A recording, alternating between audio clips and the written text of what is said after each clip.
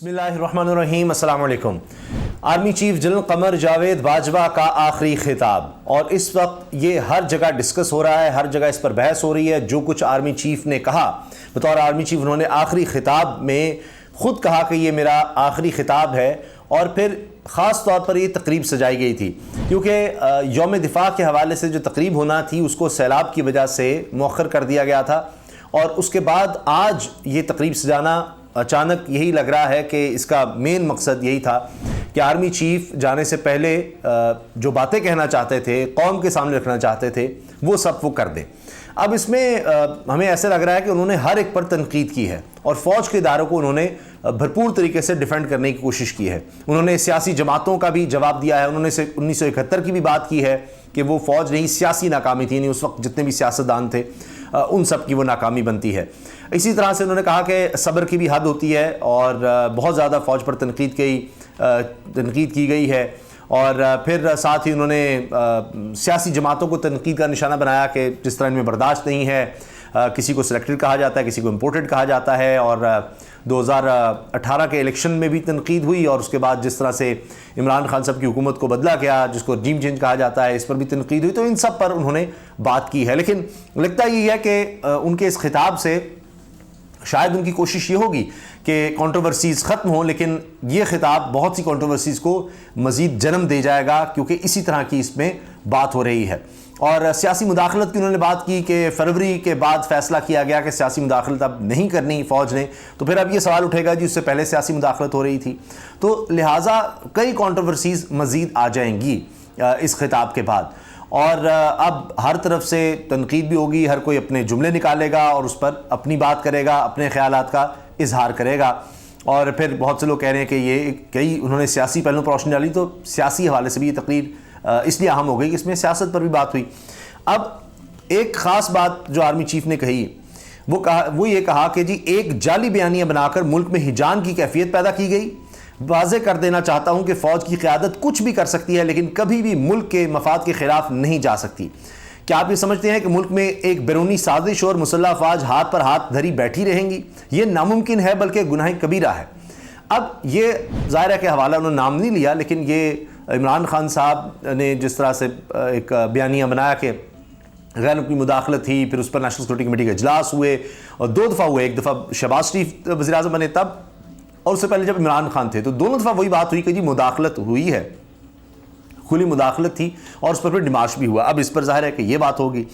यौम दिफा और शहदा की पुरवकार तकरीब से खिताब करते हुए उन्होंने कहा कि फ़ौज पर तनकीद अवाम और सियासी जमातों का हक़ है, लेकिन अल्फाज के चुनाव और इस्तेमाल में एहतियात बरतनी चाहिए। एक जाली बयानिया बनाकर मुल्क में हिजान की कैफियत पैदा की गई, और अब इसी झूठे बयानिए से राह फरार इख्तियार की जा रही है।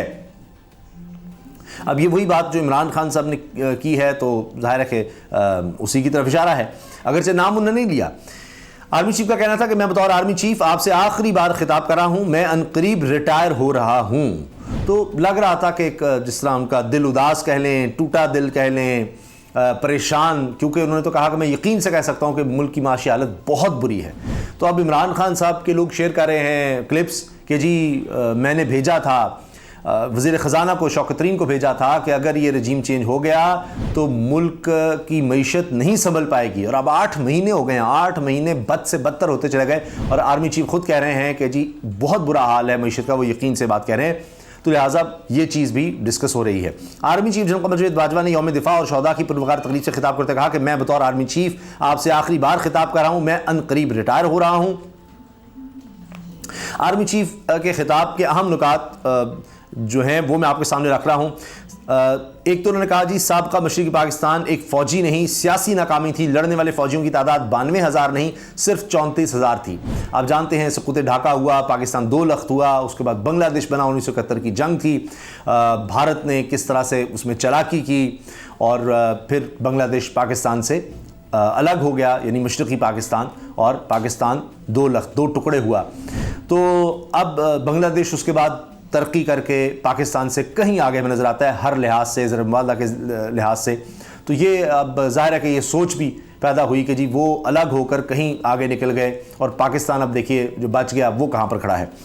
फिर आर्मी चीफ ने कहा जी फ़ौज की 70 साल से मुख्तलिफ सूरतों में सियासत में मुदाखलत गैर आइनी है। तो ये उन्होंने माना کہ 70 سال ہو گئے ہیں فوج کی مداخلت ہے، نہیں ہونی چاہیے، غیر آئینی ہے، اور پھر وہ کہتے ہیں فروری سے ہم نے یہ سلسلہ روکا. تو یہ بھی ظاہر ہے کہ ایک نئی کنٹروورسی بنے گی.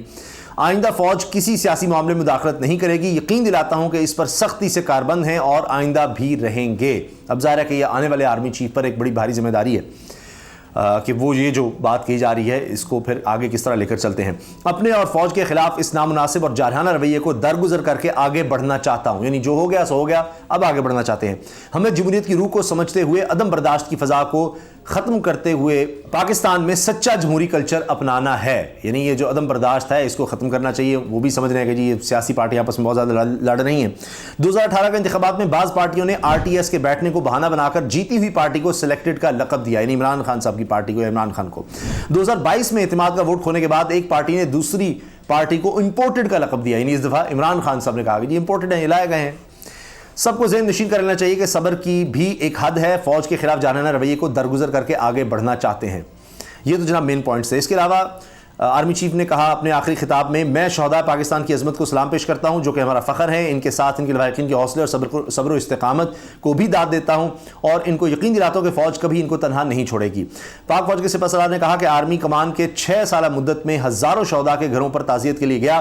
میں نے ہمیشہ ان کے حوصلے کو بلند پایا جس نے میرے حوصلے کو بھی تقویت بخشی. میں آپ سب کو یقین دلاتا ہوں کہ آپ کی قربانیوں کا صلہ نہیں دے سکتے لیکن آپ کے پیاروں کی قربانیاں رائیگان نہیں ہونے دیں گے. مجھے فخر ہے کہ 6 سال اس عظیم فوج کا سپہ سالار رہا. میں دعا کرتا ہوں کہ آنے والے وقت میں بھی فوج اسی طریقے سے کامیابی کے جھنڈے گاڑے. Army chief general Qamar Javed Bajwa نے کہا کہ پاک فوج کا بنیادی کام ملک کی جغرافیائی سرحدوں کی حفاظت ہے لیکن پاک فوج ہمیشہ استعداد سے بڑھ کر قوم کی خدمت میں مصروف رہتی ہے. ریکارڈنگ کا معاملہ ہو یا کارکے کا جرمانہ، FATF کی وائٹ لسٹ میں پاکستان کو ڈلوانا، بارڈر پر باڑ لگانا، قطر سے سستی گیس مہیا کرانا یا دوست ممالک سے قرض کا اجرا، کووڈ کا مقابلہ ہو یا ٹڈی دل کا خاتمہ، زراعت کے درمیان امدادی کارروائی ہو، فوج نے بڑھ کر قوم کی خدمت کی ہے اور انشاءاللہ کرتی رہے گی. ان کا کہنا تھا کہ اس کے باوجود فوج اپنے بنیادی کام اور دہشت گردی کا مقابلہ کرنے سے بھی غافل نہیں ہوگی. پاک فوج کے سربراہ نے کہا کہ میں آج ایسے موضوع پر بات کرنا چاہتا ہوں جس پر بات کرنے سے گریز کیا جاتا ہے. یہ بات 1971 میں ہماری فوج کی سابقہ مشرقی پاکستان میں کارکردگی سے متعلق ہے. میں حقائق درست کرنا چاہتا ہوں. سب سے پہلے سابقہ مشرقی پاکستان ایک فوجی نہیں سیاسی ناکامی تھی. اب وہ سیاستدانوں کی ناکامی کہہ رہے ہیں، اسی لیے لوگ کہہ رہے ہیں جی اب پاکستان پیپلز پارٹی، بھٹو صاحب کی پارٹی، بھٹو صاحب اس وقت اس کے فوراً بعد اقتدار میں آئے اور اس وقت الیکشن جب ہوئے تو یہ کہا گیا کہ جی لیڈ تو ظاہر ہے نظر آ رہا تھا کہ اس وقت آپ دیکھیے کہ مجیب الرحمان کے پاس تھی، شیخ مجیب کے پاس، اور وہاں اقتدار منتقل نہیں کیا گیا اور پھر اس کے بعد بھٹو صاحب کی لیڈ نہیں تھی لیکن بھٹو صاحب پھر بعد میں اس کے بعد اقتدار میں ہے. تو اب یہ سوال بڑے اٹھائے جا رہے ہیں کہ جی پیپلز پارٹی اس پر کیا جواب دے گی. سیاسی ناکامی تھی تو اس میں ایوب خان جتنا عرصہ اس سے پہلے رہے، اس سے پہلے تو ظاہر ہے کہ سیاست میں اگر آپ دیکھیں تو مداخلت تو تھی اور ایک ڈکٹیٹرشپ کا دور تھا. پھر یحییٰ خان آ گئے تو وہ سب پھر کیا وہ چونکہ سیاست میں تھے تو اس کو بھی سیاست پر لیا جائے گا. اب اس پر بھی تنقید ہو رہی ہے، اس پہ بھی سوال پوچھے جا رہے ہیں. پھر کہا آرمی چیف نے جی لڑنے والے فوجیوں کی تعداد 92,000 نہیں بلکہ صرف 34,000 تھی. باقی لوگ مختلف حکومتی محکموں میں تھے. ان کا مقابلہ 2.5 لاکھ بھارتی فوج اور 2 لاکھ تربیت یافتہ مکتی باہنی سے تھا. ہماری فوج بہادری سے لڑی اور بے مثال قربانیاں پیش کی. انہوں نے کہا کہ جس کا اعتراف خود بھارتی army chief field marshal Manekshaw نے بھی کیا ہے.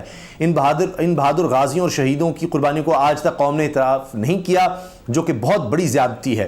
میں ان تمام غازیوں اور شہیدوں کو خراج تحسین پیش کرنا چاہوں گا. Army chief general Qamar Javed Bajwa نے کہا کہ آخر میں کچھ باتیں آج کے سیاسی حالات کے متعلق کرنا چاہوں گا. میں کافی سالوں سے اس بات پر غور کر رہا تھا کہ دنیا میں سب سے زیادہ انسانی حقوق کی پامالی بھارتی فوج کرتی ہے لیکن ان کے عوام کم و بیش ہی ان کو تنقید کا نشانہ بناتی ہے.